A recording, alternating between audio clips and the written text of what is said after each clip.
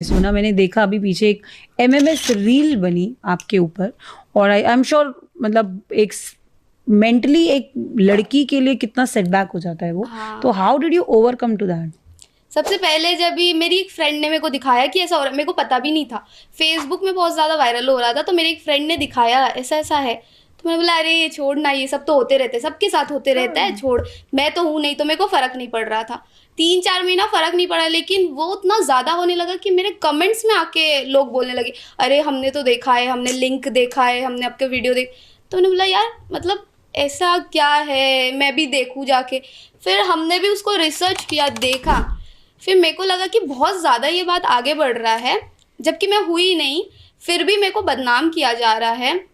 और वो वीडियो मैंने जब रिसर्च किया, मेरे को पता चला कि सेम वीडियो एक और लड़की है जो असम की कुछ फेमस है, वो भी कोई, अच्छा। उसके नाम से भी वायरल किया जा रहा था।